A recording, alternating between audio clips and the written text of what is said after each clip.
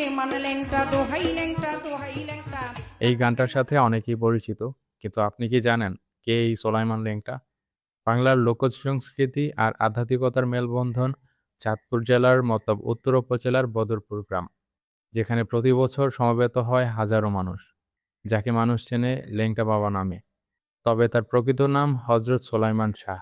অবিভক্ত বাংলার এই সুফি সাধক একজন ব্যক্তিই না, বরং একটি জনপদের বিশ্বাস আর ইতিহাসের অংশ। অনেকের মনে প্রশ্ন জাগে, তাকে কেন এই নামে ডাকা হয়? ভক্তদের মতে তিনি ছিলেন জাগতিক মোহমায়ের ঊর্ধ্বে। পোশাক বা পার্থিব সম্পদের প্রতি ছিল তার চরম অনীহা। লোকলজ্জা ত্যাগ করে তিনি নিমগ্ন থাকতেন পরমাত্মার ধ্যানে। তার সেই উদাসীনতা থেকেই স্থানীয়দের কাছে পরিচিতি পান ল্যাংটা বাবা হিসেবে। প্রতি বছর তার মাজারকে কেন্দ্র করে বসে এক বিশাল বড় মেলা। ছোটবেলায় আমিও বেশ কয়েকবার গিয়েছি সেই মেলাতে। জাতি, ধর্ম, বর্ণ নির্বিশেষে মানুষ এখানে আসে। বাউলদের গান আর মর্মী সাধকদের ভিড়ে মুখরিত হয়ে ওঠে বদরপুর গ্রাম। এটা একটা লোকজ উৎসব হয়ে গেছে। অলৌকিক বিশ্বাস কিংবা আধ্যাত্মিক সাধনা, যে দৃষ্টিভঙ্গি থেকেই দেখা হোক, ল্যাংটা বাবার এই মাজার আজও হাজারো মানুষের পরম আশ্রয়ের নাম।